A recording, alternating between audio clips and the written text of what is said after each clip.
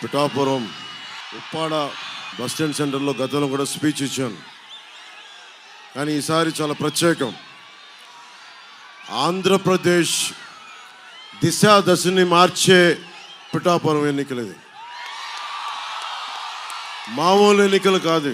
ఒక 25 సంవత్సరాలకి ఆంధ్రప్రదేశ్ భవిష్యత్తే కాదు, ఆంధ్రప్రదేశ్ భారతదేశంలోనే ఎంత బలమైన రాష్ట్రంగా తయారవుద్ది అనడానికి మొదటి బీజం పిఠాపురంలోనే మొదలవుద్ది. మొదటి బీజం పిఠాపురం. దక్షిణ కాశీ అంటాం. నేను మీకు మాటిస్తున్నా, కీలకమైనవి ఎక్కువ సమయం లేదు కాబట్టి పొద్దున్నుంచి తిరుగుతూనే ఉన్నాం.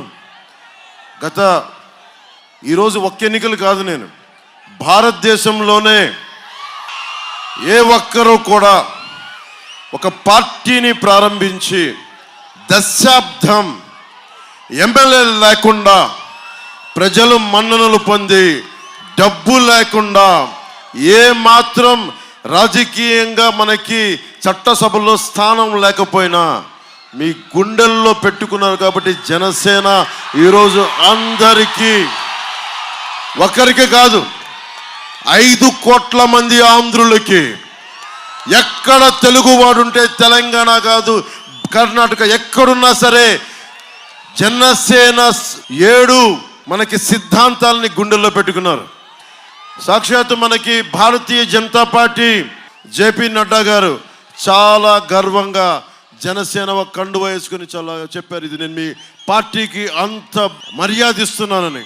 దేనికి మర్యాదిస్తున్నాం? డబ్బులతో అమ్ముడైపోయే పార్టీ కాదు. జగన్ లాగా ఒక సారా ప్యాకెట్ ఇస్తే అమ్ముడైపోయే పార్టీ కాదు. బిర్యానీ ప్యాకెట్ల కోసం అమ్ముడైపోయే పార్టీ కాదు. దెబ్బతిన్నాం. దశాబ్దం ఎవ్వరు కూడా పార్టీని నడపలేకపోయారు. ఇది పవన్ కళ్యాణ్ గొప్పతనం కాదు. పవన్ కళ్యాణ్ని గుండెల్లో పెట్టుకున్న ప్రతి వీర మహిళ, ప్రతి జన సైనికుడు, ఆశయాల కోసం నలిగిపోయే ప్రతి పౌరుడు, జనసేనకి ఒక్కరు కాదు, యునైటెడ్ కింగ్డమ్ దగ్గర నుంచి అమెరికా, యూరోప్, మీరు ఏ మూలకెళ్ళండి, భారతీయుడు ఈ దేశం ఇలా ఉండాలి, ప్రాథమిక హక్కులు ఉల్లంఘన కాకూడదు, జాతీయ భావాల కోసం పరితపించే ఒక సరిహద్దులోని ఒక సైనికుడు ఎవరైనా జనసేన సిద్ధాంతాలకి ఆకర్షితులై గుండెలో పెట్టుకున్నారు. నేను ఎప్పుడు గొంతెత్తినా ఒక కులం కోసం గొంతెత్తలా, ఎప్పుడు గొంతెత్తినా ఒక ప్రాంతం కోసం గొంతెత్తలా. మనిషి కష్టాల్లో ఉంటే గొంతెత్తాను.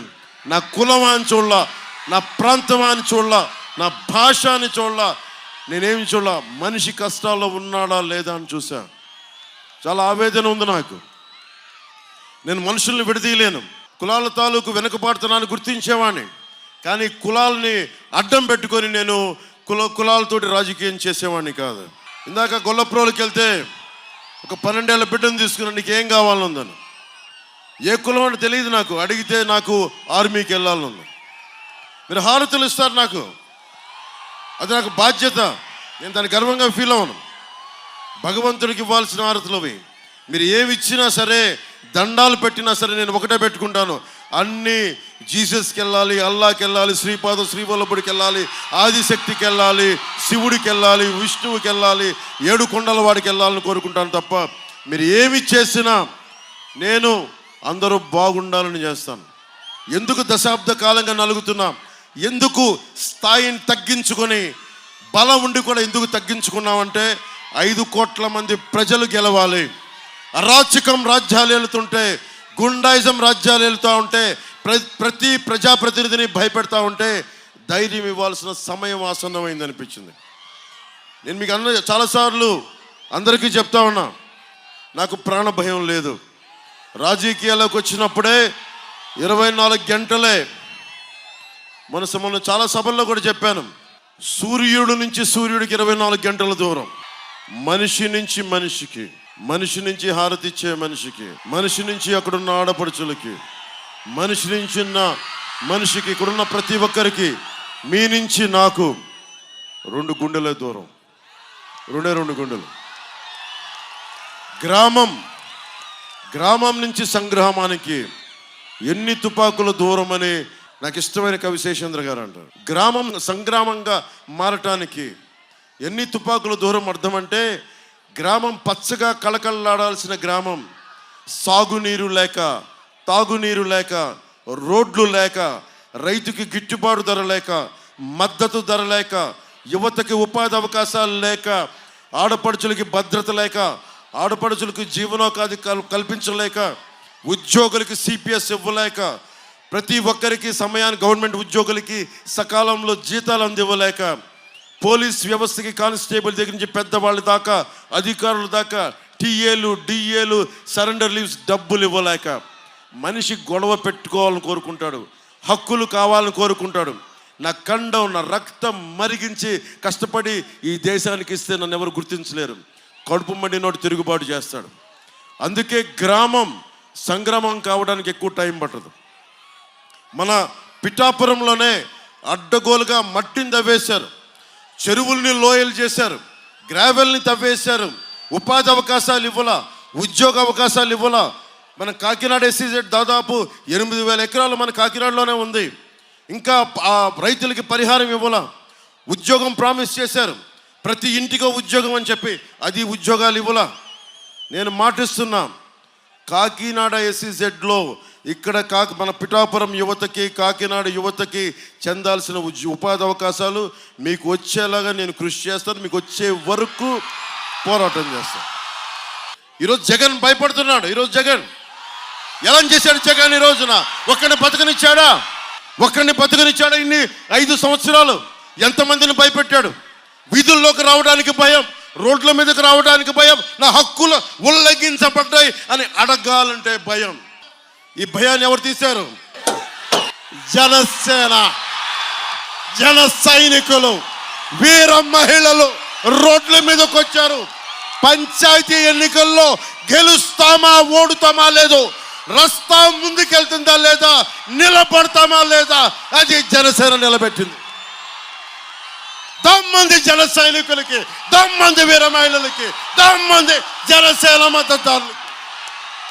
ఒకటే అనుకున్నాను, ఎప్పటికీ తీరదా, వైసీపీ గుండగిరిపోదా అంటే ఒకటే గుర్తుపెట్టుకోండి, రాహువు పట్టిన పట్టు ఒక సెకండ్ ఖండమైన లోక బాంధవుడు అసలు లేకుండా పోతాడా? మూర్ఖుడు గడియారంలో ముళ్ళు కదలనీకుంటే ధరాగమనం అంతటితో తలకిందైపోతుందా?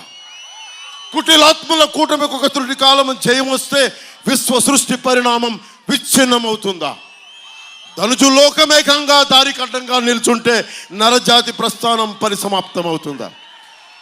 151 మంది ఎమ్మెల్యేలు, 30 మంది ఎంపీలు కూర్చొని 5 కోట్ల మంది ప్రజల్ని భయపెట్టారు.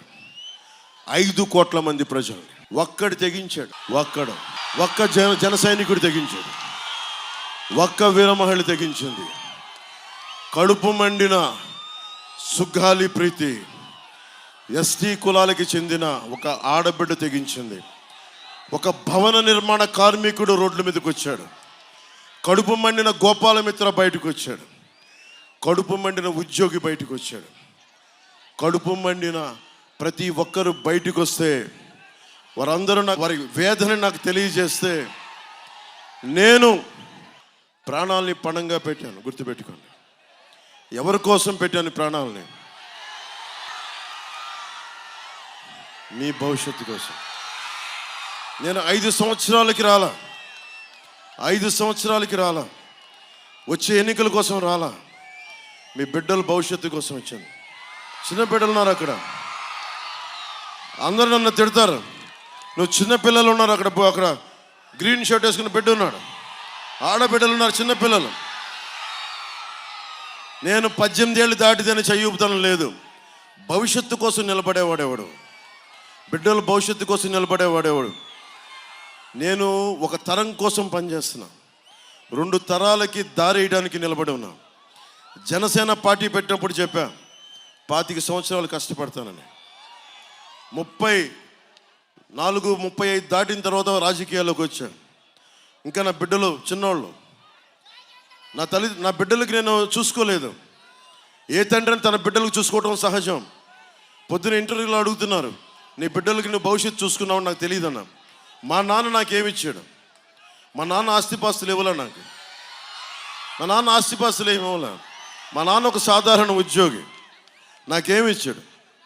ధర్మంగా బతకమనే ధైర్యం ఇచ్చాడు, చదువుకోమని చెప్పాడు. నువ్వెంత చదువుకుంటావో నాకు తెలియదురా, కానీ కష్టం చేయకపోతే మటుకు బాధేస్తానని భయపెట్టేవాడిని. ధర్మం వైపు నిలబడాలనుకునేవాడిని. ధర్మో రక్షితి రక్షిత. నువ్వు ధర్మం కోసం నిలబడితే ధర్మం నిన్ను కాపాడుతున్నాడు. అలాంటి ధర్మం కోసం నిలబడున్నా దశాబ్దాలుగా ధర్మం కోసమే చచ్చిపోయాను. దెబ్బలు తిన్నా, బూతులు తిన్నా, చివరికి నా భార్యను కూడా తిట్టారు.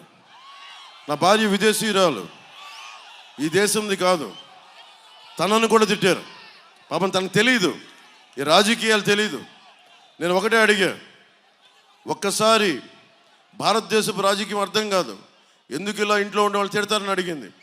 భయపడింది, ఇబ్బంది పడింది.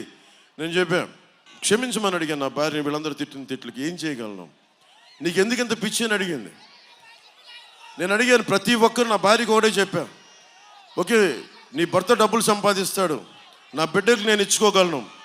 కానీ చాలామంది బిడ్డలు ఏం కావాలో తెలియదు. చాలామంది బిడ్డలకి ధైర్యం కోల్పోయిన బిడ్డలు. అలాంటి తరానికి నేను నిలబడటానికి ఇది నా బలహీనతో తెలియదు, నా నుదిటి రాతో తెలియదు. భగవంతుడు నాకు ఇది ఇచ్చాడు. నన్ను నా భార్యని క్షమించమని అడిగాను.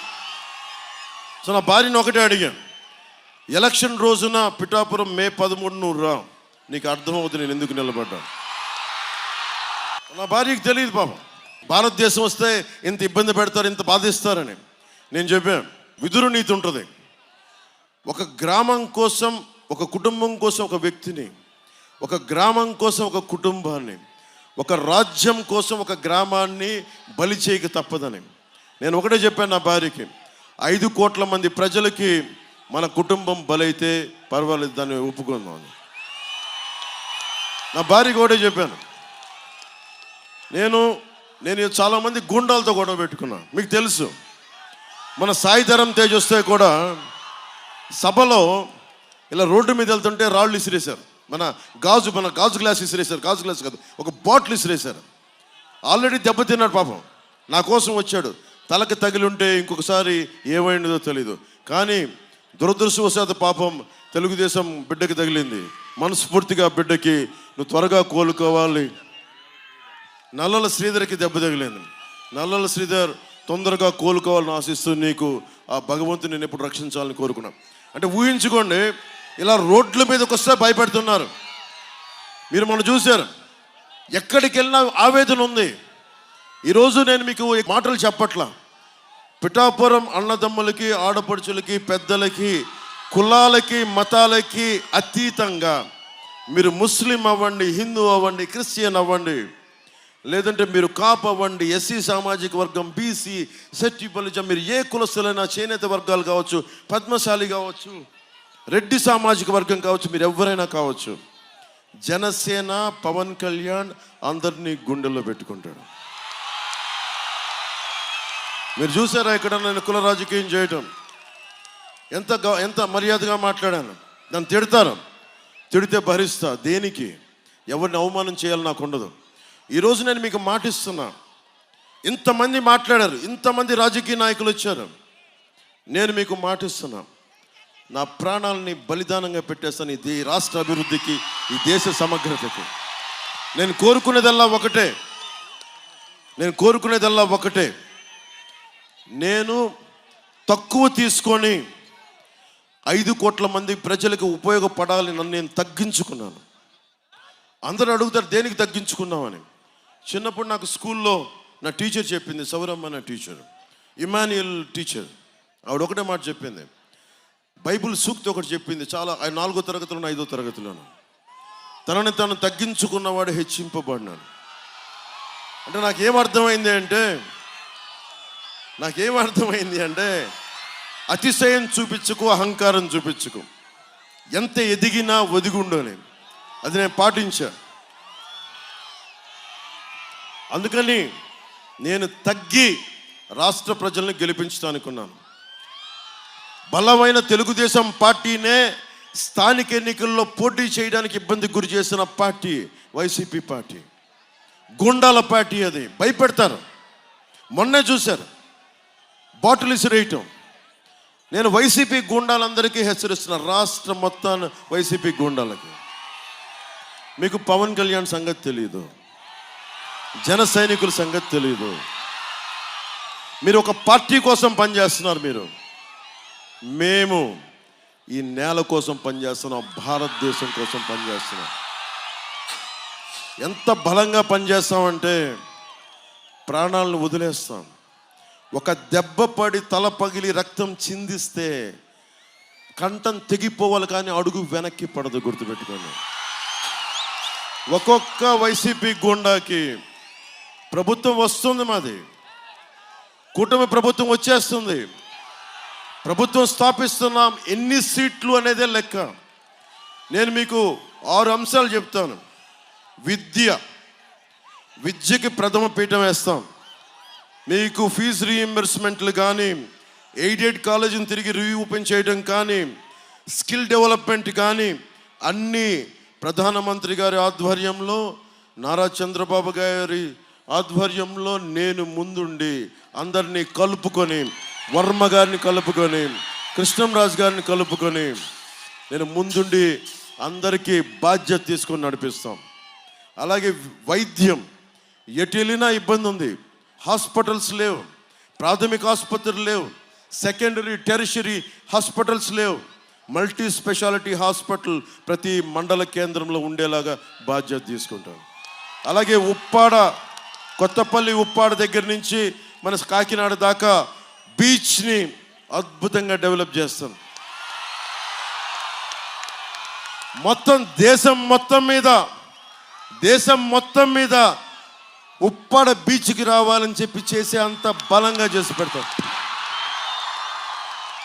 మా ఆడపడుచులో నాకు బలం. మీరు అనంతపురం నుంచి వచ్చిన మా ఆడబిడ్డలకి మనస్ఫూర్తిగా ధన్యవాదం. విద్య అయింది, వైద్యం అయింది, ఉపాధి రాగానే మెగా డిఎస్సిని విడుదల చేయిస్తాం. Job calendar time to time release చేయిస్తాం. జాబ్ క్యాలెండర్ 20 లక్షల ఉద్యోగాలు రావాలి, ఇదే టార్గెట్. అది అందరూ వైసీపీ వాళ్ళు అడుగుతున్నారు ఎలా సాధిస్తావని. నువ్వు 40,000 కోట్ల మద్యపానాన్ని నిషేధించి, నువ్వు దొంగసారా కంపెనీలు పెట్టుకొని, కల్తీ సారాల కంపెనీలు పెట్టుకొని నువ్వు దోపిడీ చేసి నువ్వు డబ్బులు సంపాదించినప్పుడు ప్రజల కోసం మేమెందుకు కొత్త ఆలోచన చేసి ఎందుకు డబ్బులు సంపాదించలేము? ఎలా సంపాదిస్తాం డబ్బు? నేను కౌలు రైతులకి ఇన్ని కోట్ల రూపాయలు ఇచ్చాను, ఎక్కడి నుంచి చేశాం? ఒక వకీల్ సాబ్ చేశాను, ఒక భీమ్లా నాయక్ చేశాను, ఇన్ని సినిమాలు ఒప్పుకున్నా, నలిగా పాలిటిక్స్ చేస్తా, సినిమాలు చేస్తా, అటు ఇటు తిరుగుతా, కష్టాలు వస్తే తిరుగుతా, రైతుకి అండగా ఉంటా. ఇన్ని చేసి నేను కౌలు రైతులకు ఒక్కొక్కరికి ₹1,00,000 చొప్పునిచ్చాను. ఏముంది దీంట్లో? మనస్సుంటే మార్గం ఉంటుంది. నువ్వు అడ్డగోలుగా ఇసుక దోచేయడానికి నీకు మార్గాలు ఉన్నాయి, కానీ 20 లక్షల ఉద్యోగాలు ఇప్పించడానికి నీ దగ్గర మార్గాలు లేవు. నేను యువతని ₹5,000 పరిమితం చేయడానికి నాకు ఇష్టం లేదు. మీరు ₹5,000 10 మందికి ఇచ్చేంత స్థాయిలో ఒక్కొక్క యువకుడు, ఒక్కొక్క యువతి ఉండాలని నేను కోరుకుంటాను. ఏం చేస్తాం దానికి? స్కిల్ సెట్ కావాలి. మిమ్మల్ని ఏ కులం అని అడుగుతారు, కానీ మీకు ఏ స్కిల్ సెట్ ఉందని అడగరు. నేను మీకు మీ అయిష్టాలు, అభిరుచి, స్కిల్ డెవలప్మెంట్ చేయిస్తాను.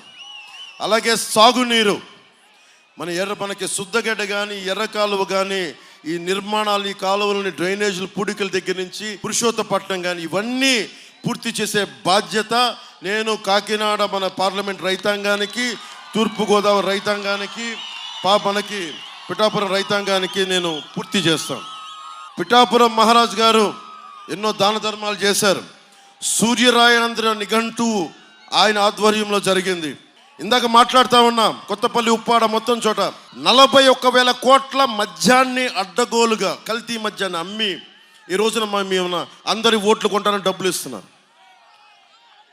మీరు డబ్బులు తీసుకుంటారా?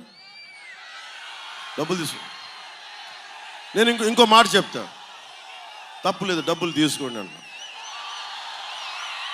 వాళ్ళు మన డబ్బు అది, మన రక్తాల్ని పిండి పీల్చి పిప్పి చేసిన డబ్బు అది. కుటుంబానికి ₹1,00,000 ఇచ్చినా తీసుకోండి, ఓటుకి 5,000 ఇచ్చినా తీసుకోండి వైసీపీ వాళ్ళు. కానీ ఓటు జనసేన గాజు గ్లాసుకే వేయండి. మనం ఎటు చూసినా వైర్లు ఉన్నాయి, డ్రైనేజ్ బయటికి ఉంది. నా కోరిక మొత్తం ఈ వైర్లు బయటికి కనిపించకుండా చాలా క్లీన్గా ఉండాలి సిటీ. ఇందాకొస్తే రైల్వే లైన్ ఉంది. ఈ అబ్బాయి 25,000 మందికి ఉపాధి అవకాశం కల్పించినాడు. టీ టైం ఒక చిన్న కాన్సెప్ట్ పెట్టి, ఆలోచనల చోట డబ్బు ఉంటుంది. ఈ అబ్బాయి, ఈ వ్యక్తి నిదర్శనం, ఈ యువకుడే నిదర్శనం. తంగెళ్ళ ఉదయ్ శ్రీనివాస్. ఇతన్ని భారీ మెజారిటీతో గెలిపించిన మొట్టమొదటిగా ప్రధానమంత్రి గారిని అడిగి నేను శాంక్షన్ చేయించేది ఈ రైల్వే లైన్కి ఫుట్ బ్రిడ్జ్ కానీ దాని మీద ఓవర్ బ్రిడ్జ్ చేయించే బాధ్యత, ఆగకుండా చేయించే బాధ్యత మేము తీసుకుంటాం.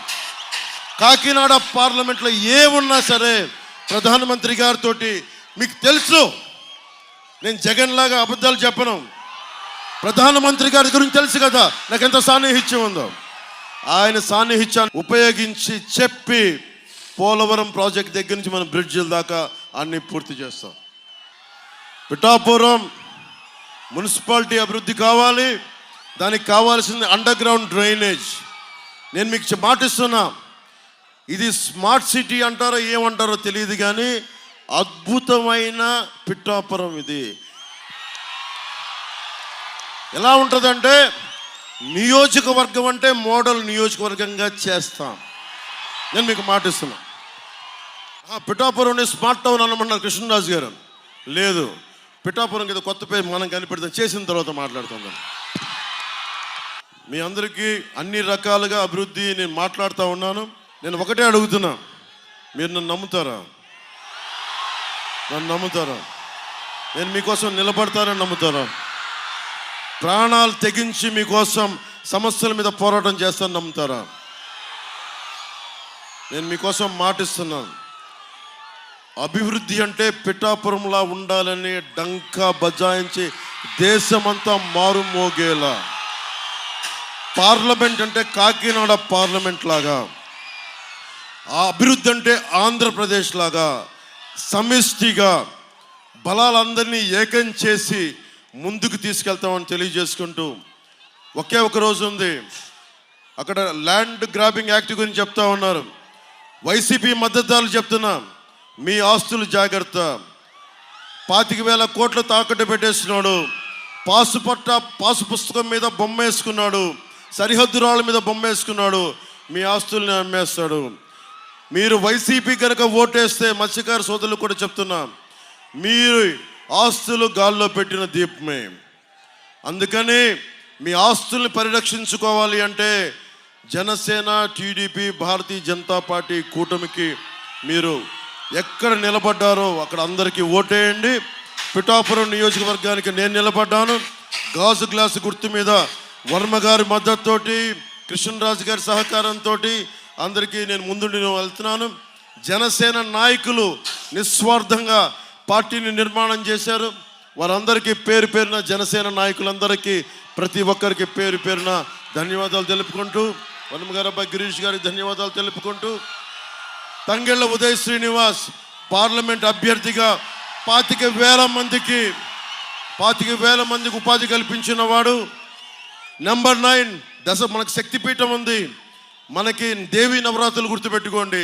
నెంబర్ 9 దేవీ నవరాత్రులు పార్లమెంట్ అభ్యర్థిగా తంగెళ్ళ ఉదయ్ శ్రీనివాస్, గాజు గ్లాస్ గుర్తు. ముందు ఎప్పుడు మన అభ్యర్థిది పార్లమెంట్ అయిపోయిన తర్వాత నేను ఎప్పుడు సెకండ్ లాస్ట్లో ఉంటాను. పవన్ కళ్యాణ్ 4 చతుర్ముఖ బ్రహ్మను గుర్తుపెట్టుకోండి. చతుర్ముఖ బ్రహ్మ 4 గాజు గ్లాస్ గుర్తు. జల్సాల ఏముంటుంది?